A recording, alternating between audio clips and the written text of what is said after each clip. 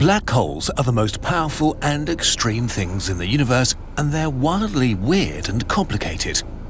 What would happen if you fell inside one, and what are they really?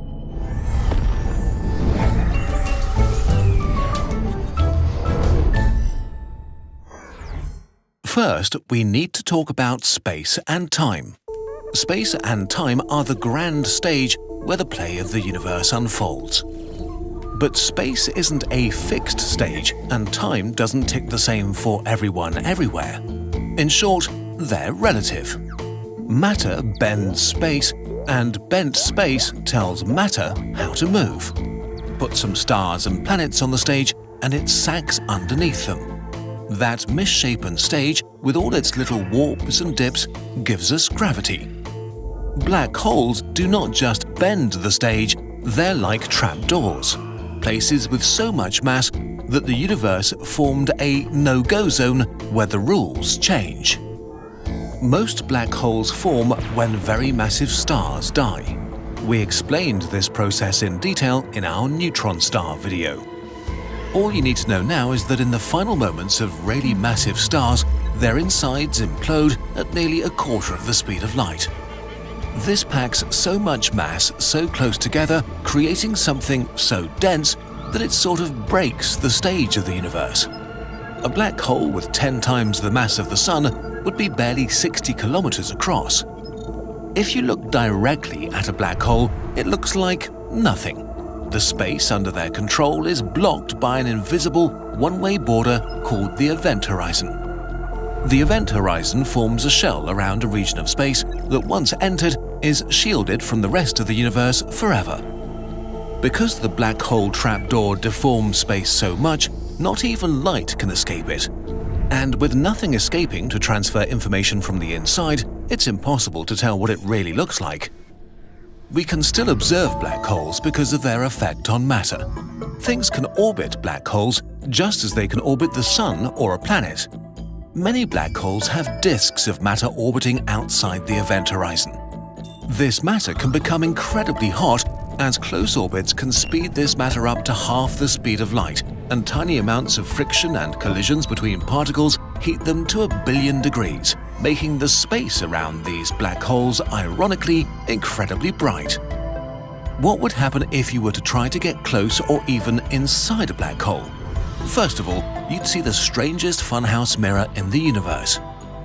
Matter isn't the only thing orbiting a black hole. Gravity is so strong near them that light can orbit too.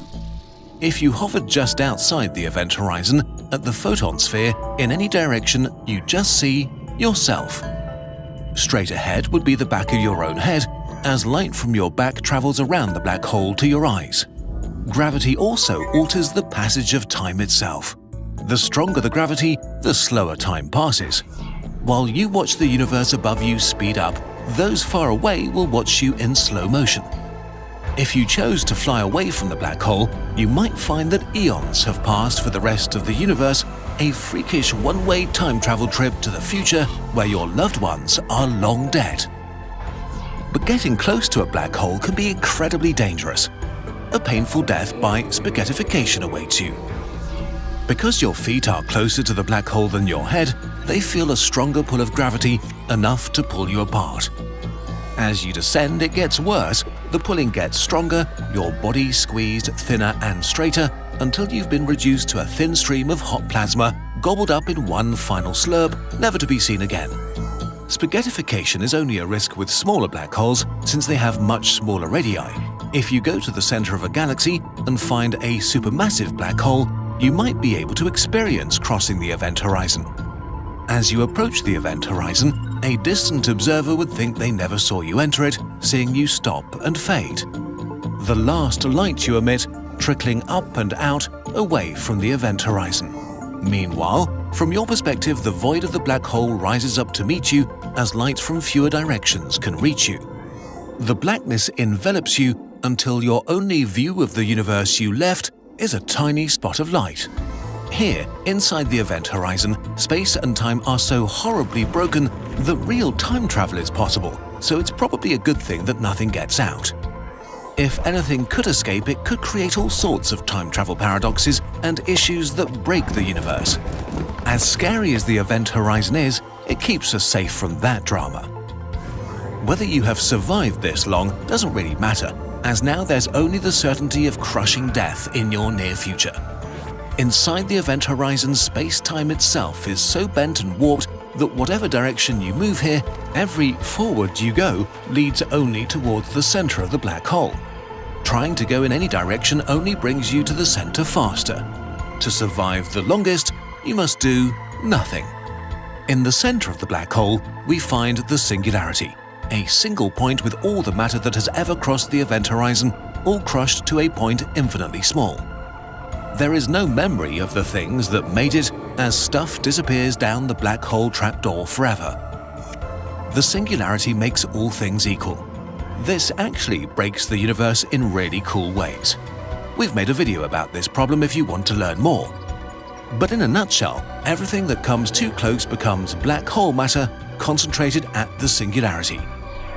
This lack of a memory of its past means that a black hole has only three properties: its mass, spin, and electric charge. Everything else is lost.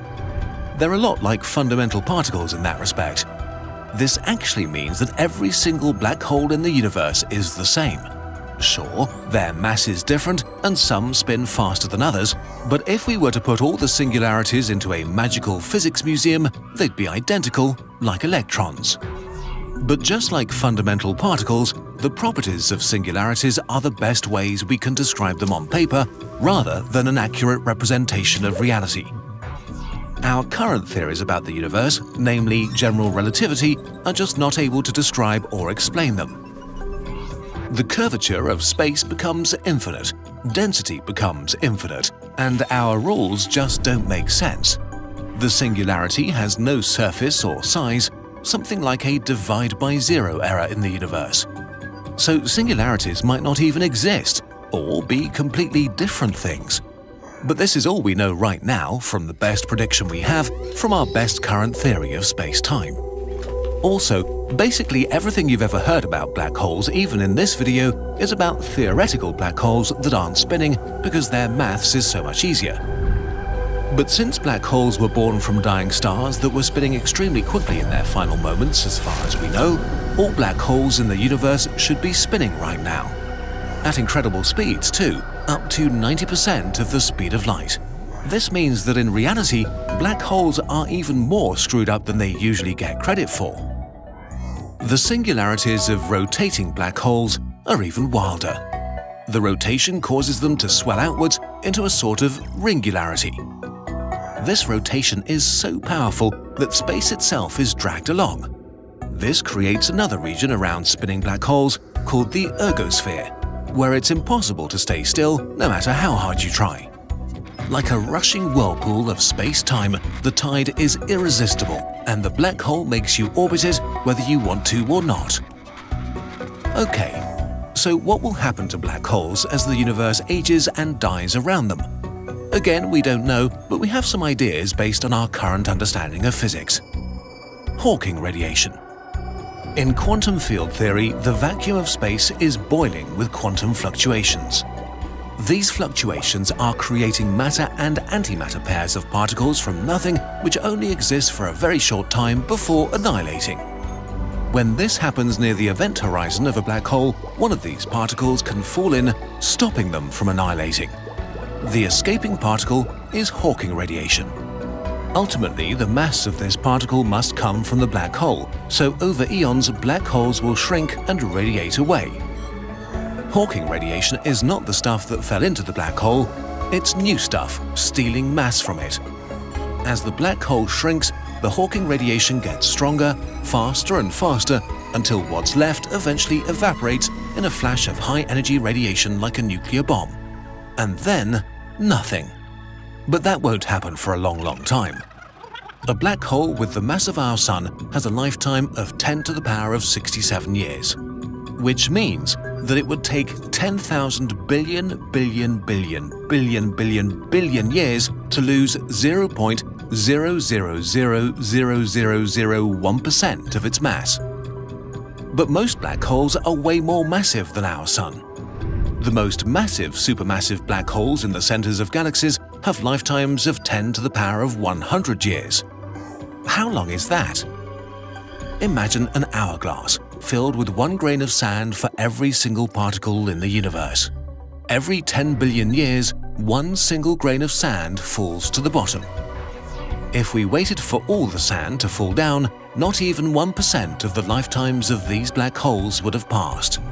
There is no good concept to help our brains grasp these timescales. Will we ever truly understand black holes?